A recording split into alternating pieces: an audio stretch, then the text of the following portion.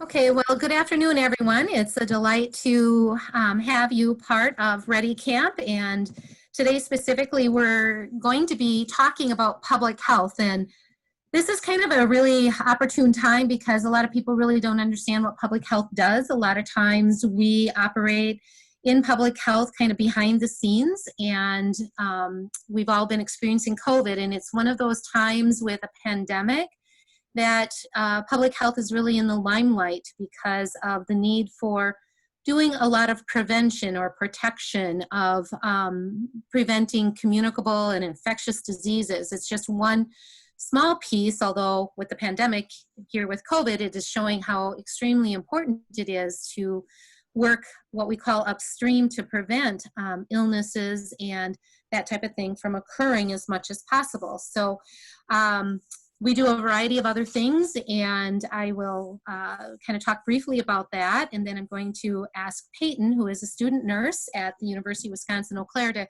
kind of give her take about it. But there's a variety of professionals that work in public health. Many of us are nurses. There are also educators, there's epidemiologists, there are physicians, there are just a whole vast array of people who work in public health.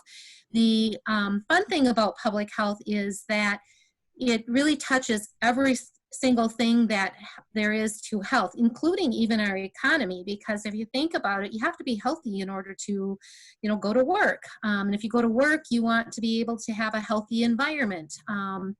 And later on, Payton's going to talk a little bit about climate change, because we are also very concerned in public health, as are all other health entities and many others interested in how climate change is affecting our health. And I do know that you did have some previous times where you listened to some of the information that was given in regard to things like emergency preparedness and what do you do if there's a weather-related event.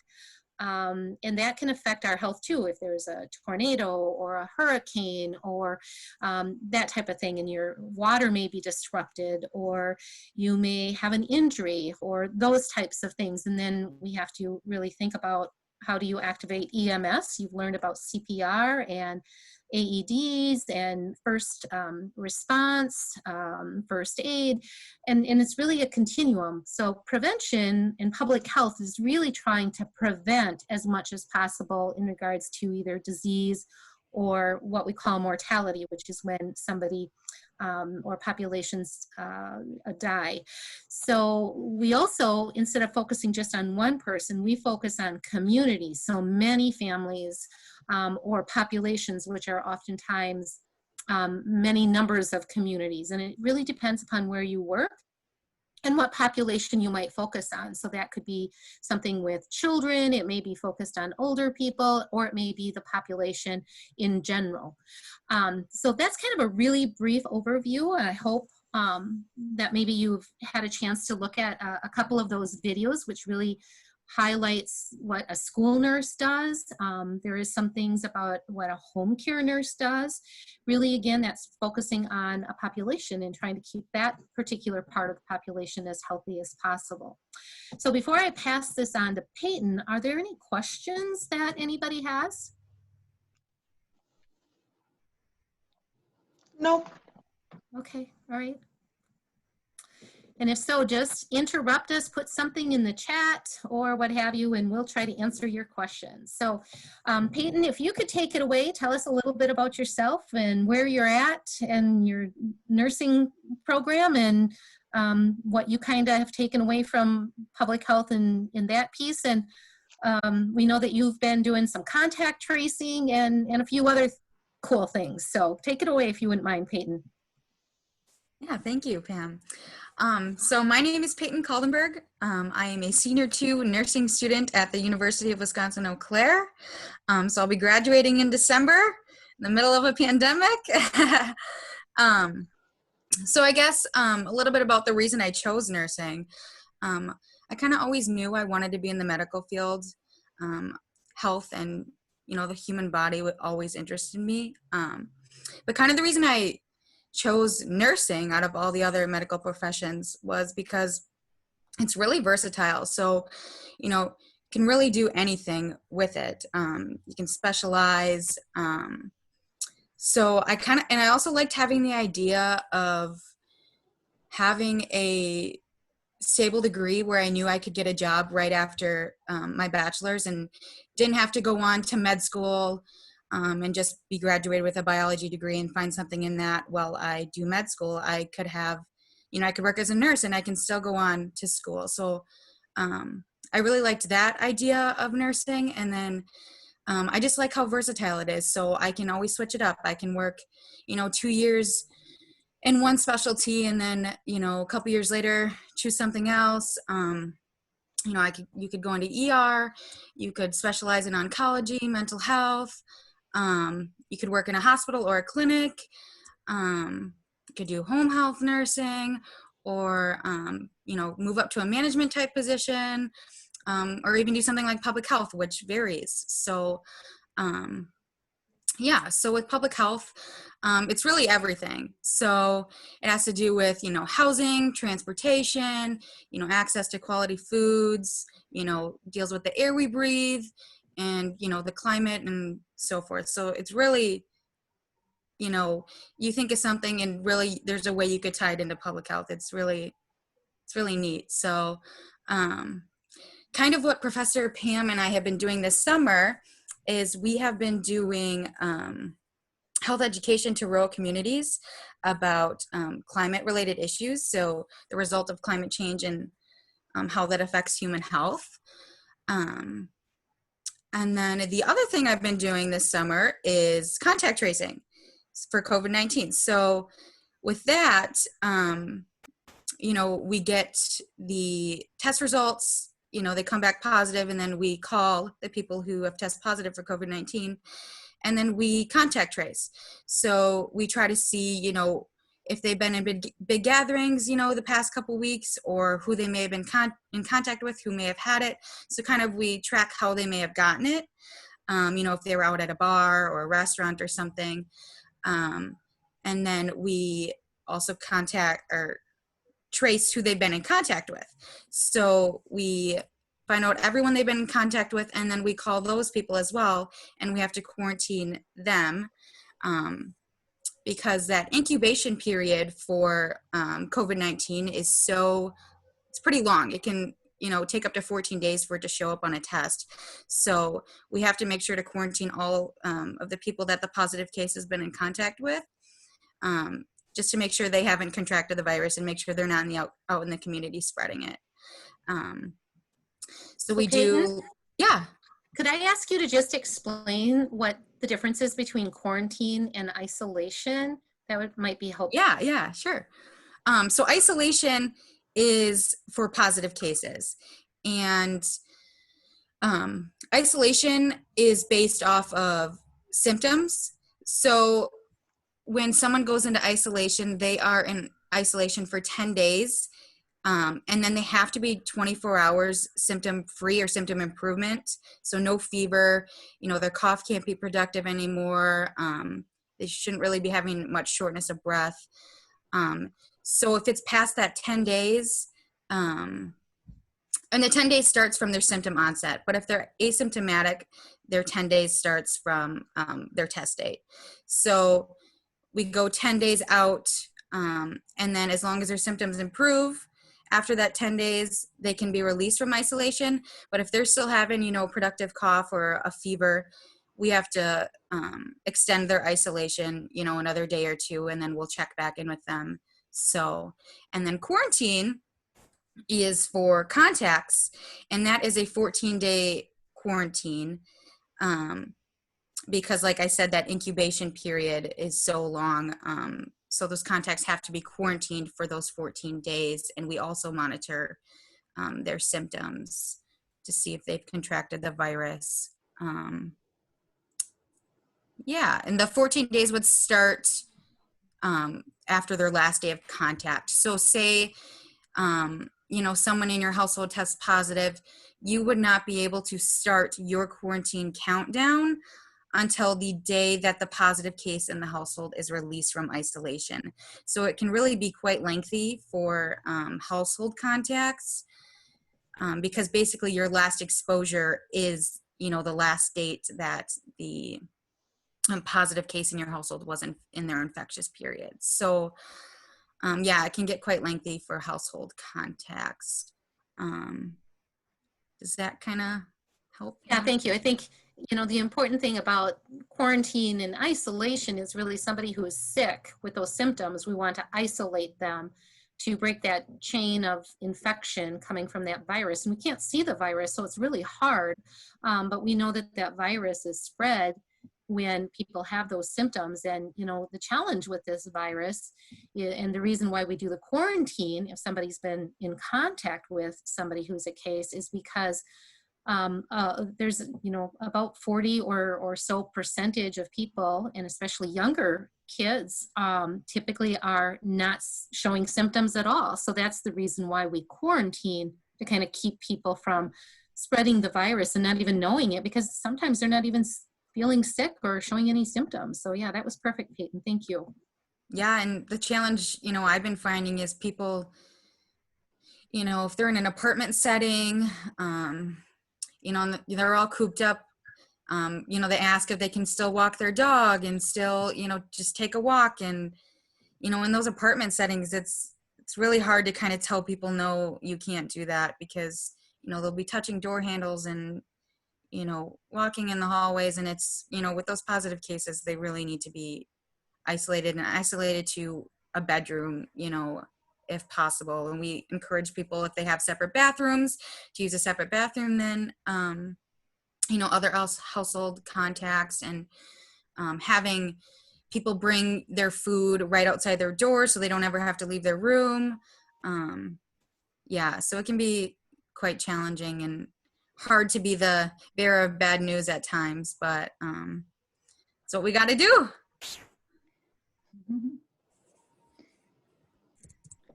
Payton, did you want to share anything more about your experience with contact tracing, or anything more broader about public health before we talk a little bit more about climate change?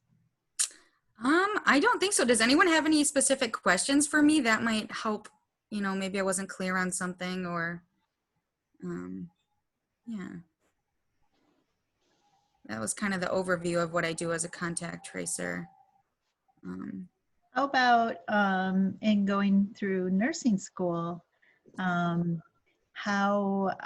made you choose to choose that profession, and kind of what has your experience been? And we can go back to the other ones, but I just thought, as a student, a nursing student, because we've heard from some of the Ready Campers that they are interested in going into nursing.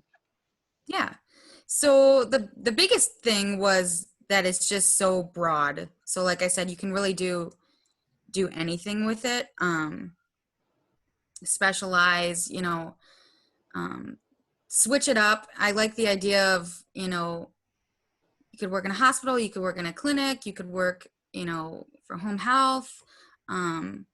So really, you could fit your needs and your interests quite easily. So that's kind of the biggest reason why I chose nursing. I guess nursing school has been kind of challenging with COVID-19. Yeah, all clinicals stopped in the middle of the semester. Everything was virtual. That was quite challenging. I feel the transition was quite smooth, and it was, I still feel like I learned, what I needed to learn, and I feel really comfortable with information. It's just now I haven't been doing the, hands-on, the skills for like a year now. So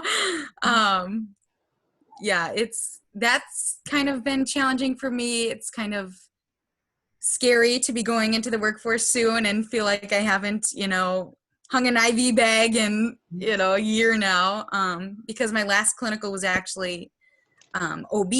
So I really haven't had those basic skills for like a year now. So yeah, that's been kind of challenging, but I feel really comfortable like going into the state board test. It was a really good transition moving online. I still feel like I've learned all the information. So yeah, so it sounds like we're going to have a little bit of clinical in the fall, but it won't be like it would have been normally, but yeah.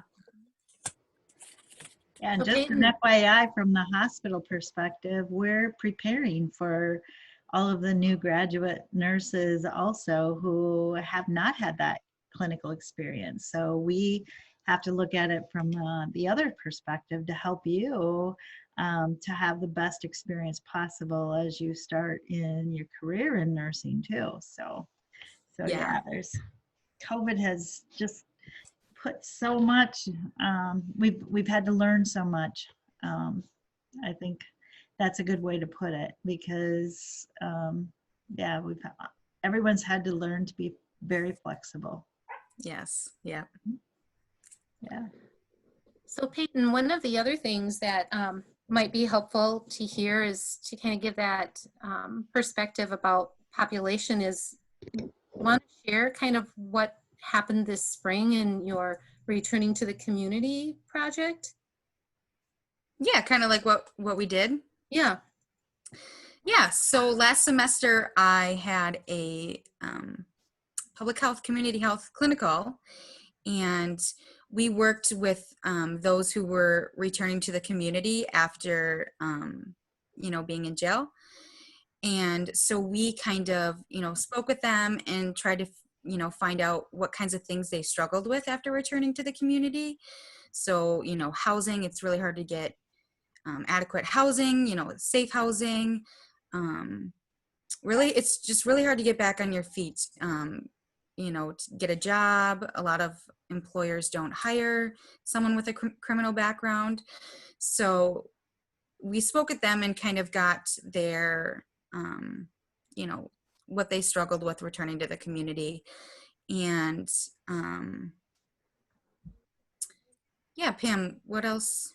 Yeah, so I think also just the exposure to other professionals in the community. So public health is really interdisciplinary.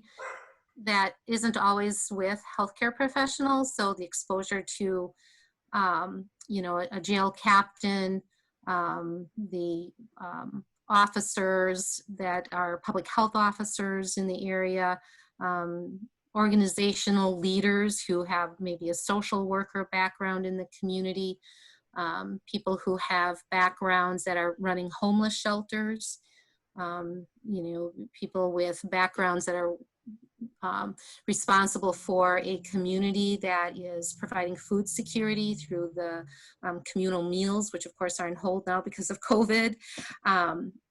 Kind of seeing how health is impacted by so many different ways, and the population of people who are returning to the community after incarceration, and we found a lot of mental health issues.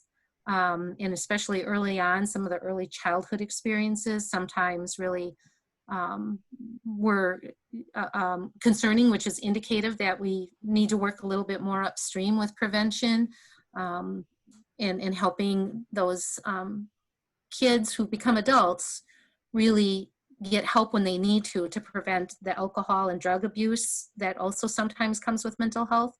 So those types of things. And you mentioned housing. So, maybe kind of share from your perspective, why would a nurse be concerned about or even ask those questions about housing or food security? Or, even do we even think about asking questions about whether or not if they have resources to get their medications as we're discharging them out of the hospital or out of the ER? I mean,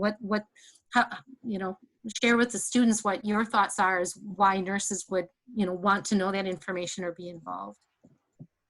Yeah. So, you know, um, so with housing, there could be a variety of different things going on there, making it an unsafe environment. There could be, molding happening. It could just be the simple fact of they're living with a friend and, you know, that friend is abusive, or yeah, I mean, there's just so many things that could, you know, affect your health in regards to housing. So yeah, that's something nurses would definitely, you know, want to hone in on and figure out, you know, what's going on there. um yeah, I hope that So kind of.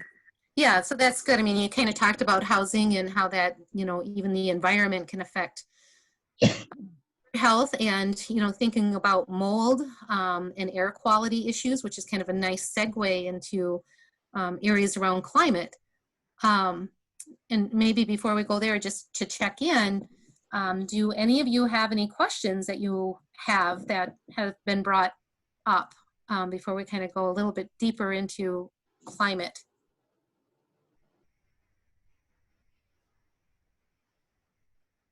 Okay. So,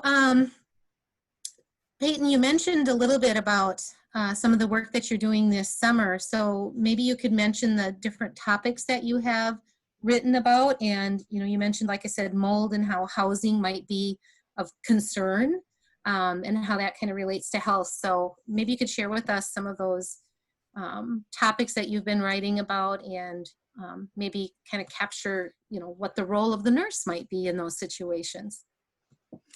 Wow. Yeah. So we've done quite a few different topics already. So we have talked about, you know, extreme heat events and how that can affect, you know, human health. We have talked, oh, sorry if you can hear my dog. We have talked about molds and pollens. We have talked about water quality. Let's see. Lyme's What's that? disease? Lyme's disease, yep. Geez. What are some other ones? Justice, we Asthma, talked about. yeah, pollens. Yeah, so those are all affected by climate change, and I'm still learning this too. And so, what was the other question you wanted me to answer, Pam? So when you think about that, how do you see the role of a nurse then in regard to, and let's just kind of go back to the molds, you know, why would that be of concern to a nurse in regard to molds or air quality? If somebody has asthma or allergies, why would a nurse need to know that information? Yeah, so it can definitely exacerbate, you know, someone's asthma, or, you know, even cause conditions of a healthy person. So that's definitely something a nurse would be concerned about. You know, someone who is exposed to mold and that will, you know, end up in the ER more often, and that have to spend more, you know, money. You know, ERs are way more expensive than preventative health and, you know, just wellness visits. ERs are not cheap. So, yeah. Yeah.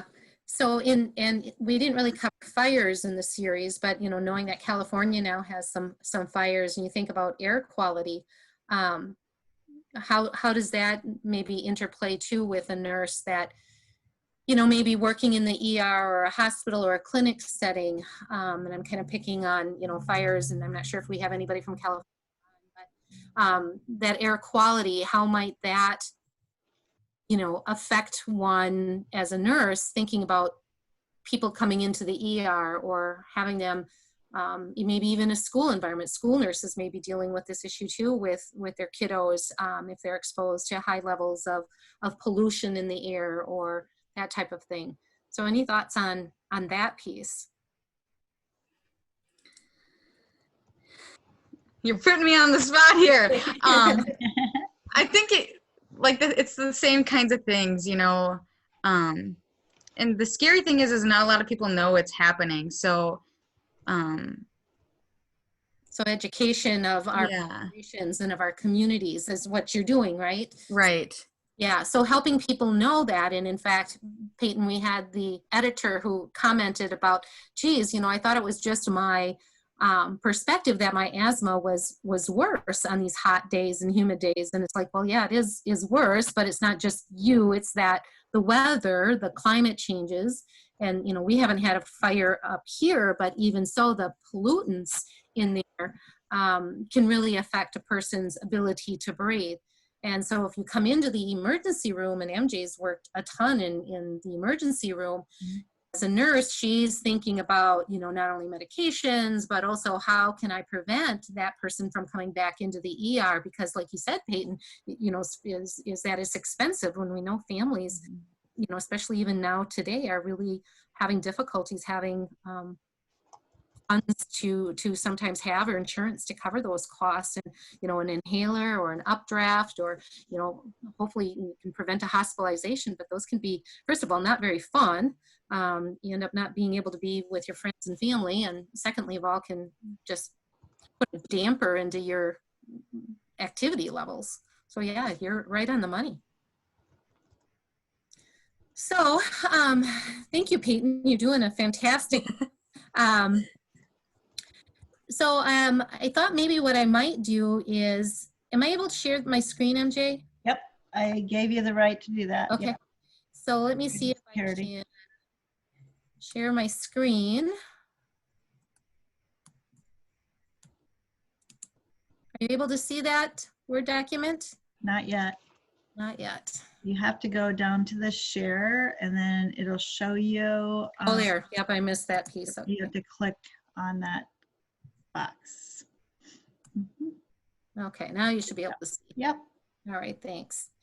Yeah, so we put this out for students to look at and to kind of give you some background about public health and what do public health nurses do.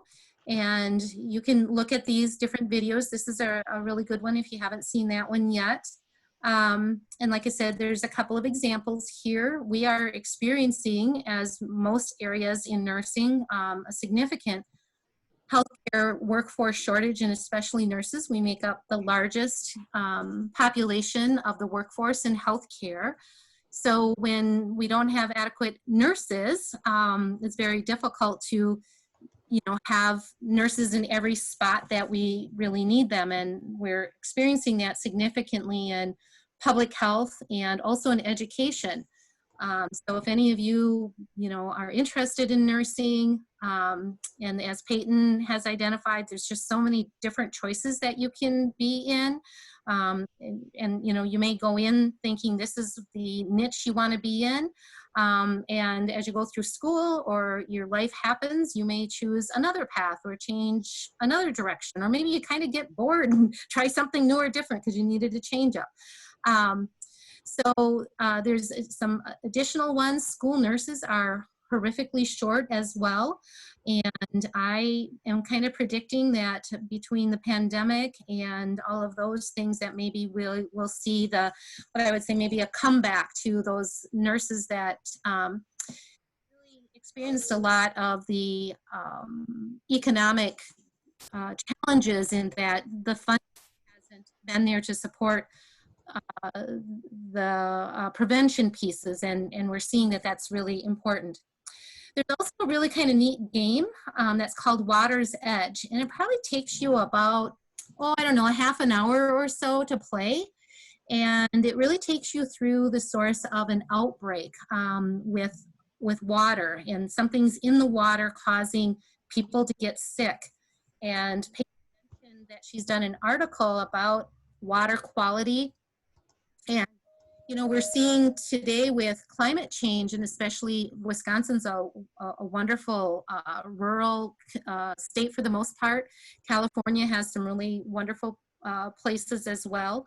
We know that with climate change, we're seeing more intense storms. So the runoff can be very rapid. And if we have farmers that are using large amounts of fertilizer, it can really affect the water quality, and sometimes it can cause some challenges to higher levels of bacteria, or maybe something like nitrates, which can cause a lot of health issues for our babies, our pregnant moms and babies, and also a variety of other things that can be related to outbreaks in food supplies. If the crops where they're grown are contaminated with with water sources. So anyhow, it's a really kind of cool little game. So hopefully you like that, and hopefully you can access it. If not, you can let us know. And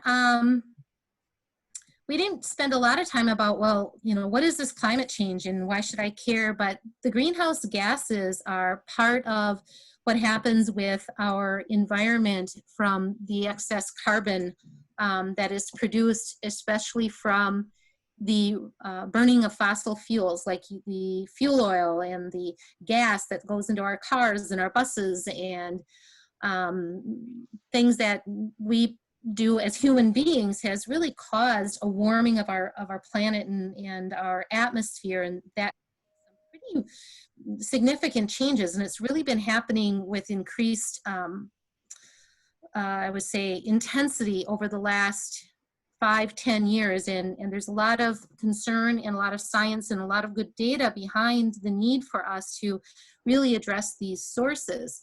And from the perspective of a healthcare provider, whether you work in ER or you work in public health, we're seeing the strain on our systems. And so you as a younger generation are really going to be very important to really work on prevention and to address how climate can be affected.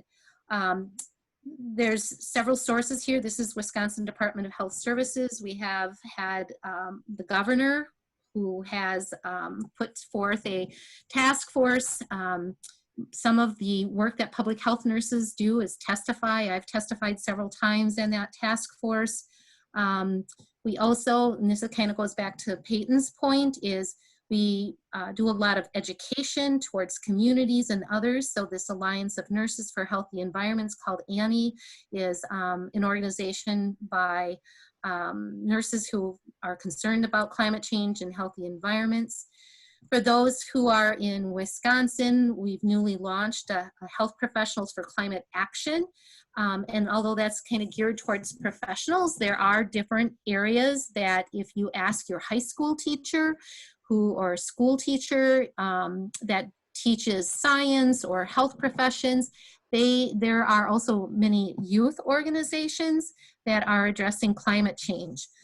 Same thing with public health. These are all different sources. In Climate Reality Project, we just hosted a 10,000 member virtual conference across the entire world that is really looking at the important aspects of getting as many people involved in addressing climate change. And how do you do that? Well, one of the things that as Payton is doing is she's writing an article for our local rural paper, but you could write a letter to the editor. Usually letters to the editor are about 300 words. And you know, it would be really kind of cool to see you send something like that into your newspaper. You don't have to if you don't want to send it in, but you could share it with us. And if you decide you'd like to share it with your local paper, we can help you figure out how to do that. Some other things that especially public health nurses will do a lot of community education by creating a flyer or a brochure, because that's how we communicate with our communities. We oftentimes will share that by Facebook or some type of social media, Instagram, and other types of sources. There's also, if you wanted to, you could put a short little slide presentation about climate and health and think about that from the perspective maybe of a nurse, or you could do it from the perspective of an EMS provider, a physician. You know, you could pretend to be that you're one of the healthcare providers in a role and what that might look like from your perspective. So you could do something like that. Or you could even create a little 2-minute video about climate and health and share why it's important to you for that. So those are just some kind of fun ideas and a whole slew of different resources that you can kind of look at and see if there's something that interests you. You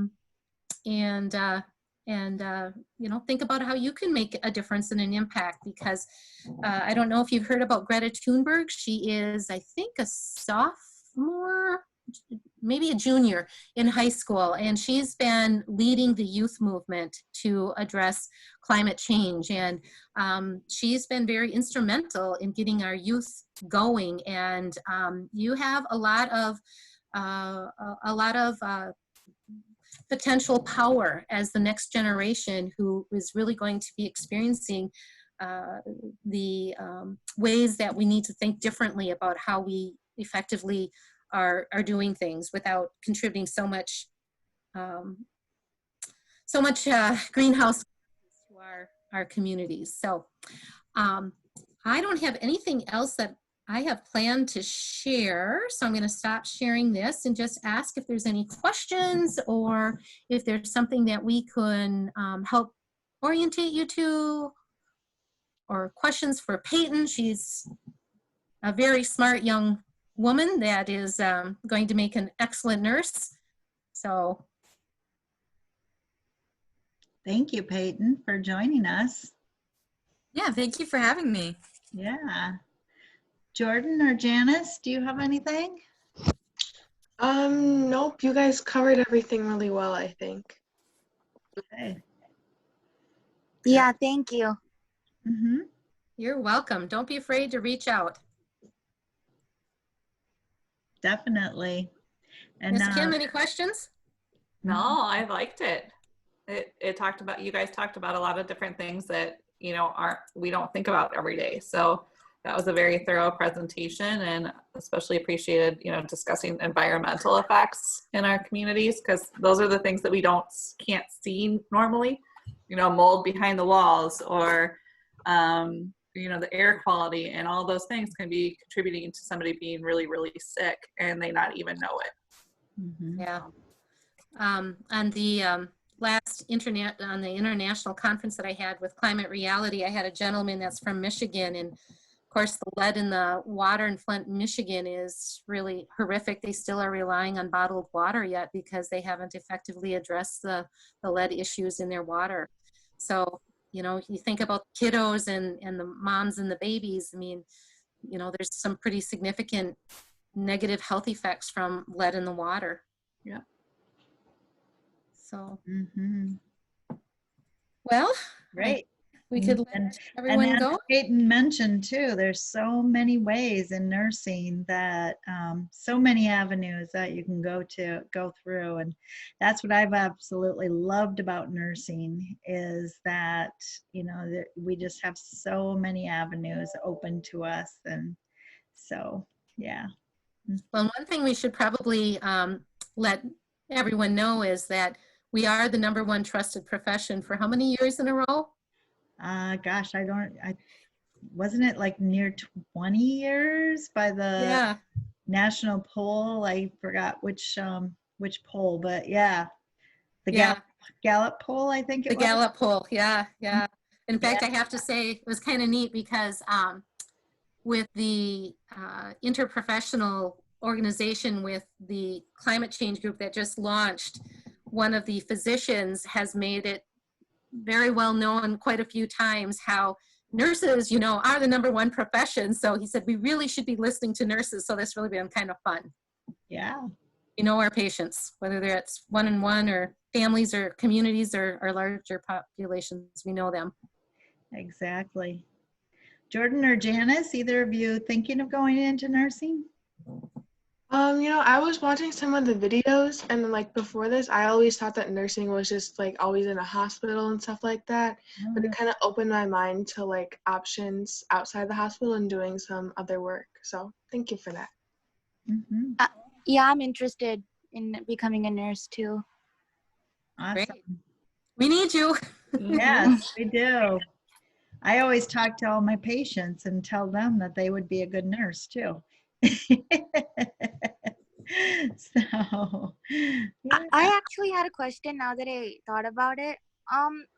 Like, do you recommend like anything that should be done in high school to like prepare to become a nurse? Like ahead of time? Yeah, Payton, that's a perfect question for you. And Janice, that is a really important question. So really good question. Payton, do you mind kind of taking that and I can fill in a little bit? Yeah. So I grew up in a really, really small town, so I didn't have a lot of, you know, opportunities for me, I guess, in regards to that. I didn't have a lot of class options or, you know, college classes I could take. I would recommend trying to take, any college classes that you can. I also recommend, if your school offers it, taking an anatomy course. I actually couldn't fit an anatomy course in with my schedule in high school, and I think that would have helped me a lot because I kind of felt a little behind in anatomy in college. I didn't know, even the basics, whereas a lot of other people did. So I'd recommend taking like an anatomy course or something like that. And even if time permits, getting your CNA, over the summer, or actually through my high school, we did have an option to do so through a technical college.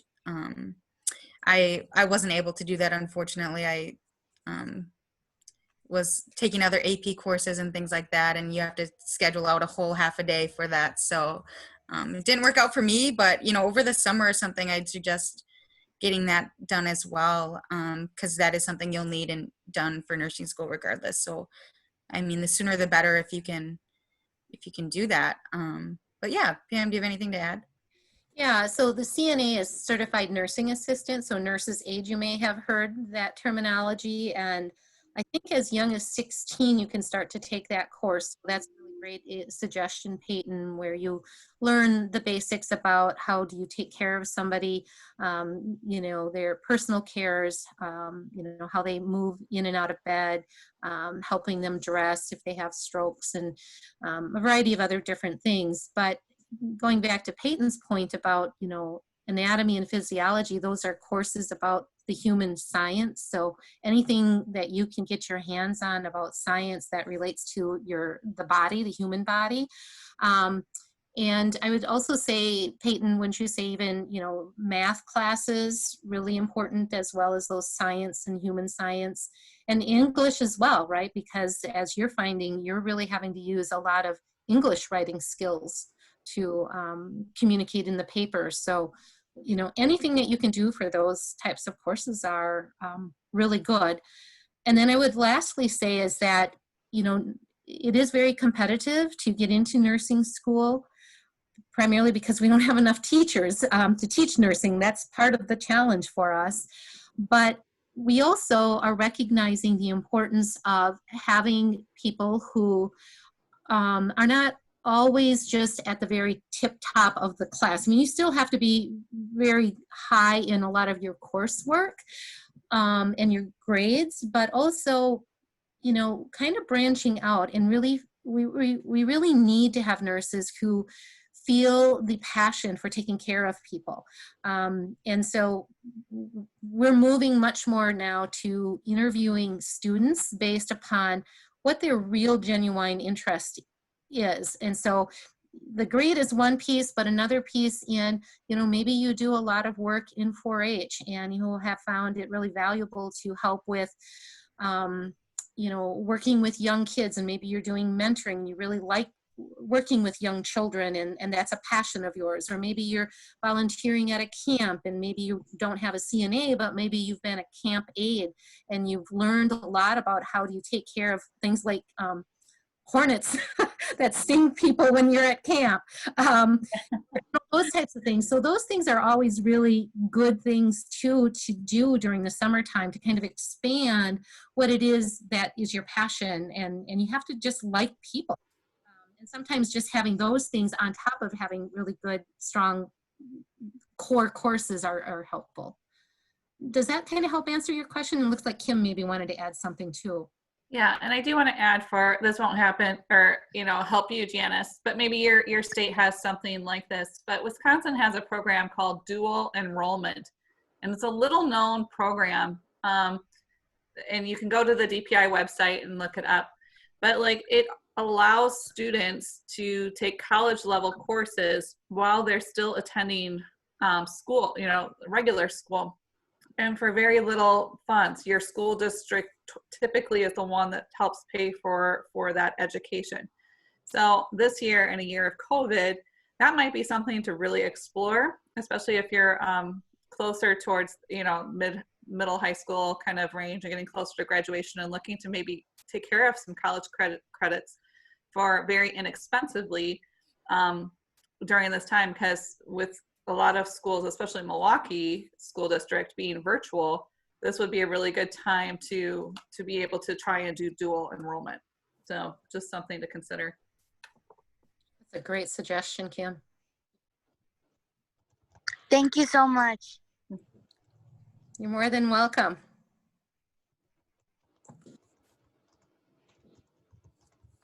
Okay. All right. Well, thank you Thoughts? very much, both Pam and Payton. Thank you so much. You guys did a really good job. Thank you, yeah. We'll see you in nursing school in a few years. Awesome. Definitely. I'll keep working on you. All right. All right. Well, thank you. Bye-bye. Thank you. Bye-bye. Thanks, Payton.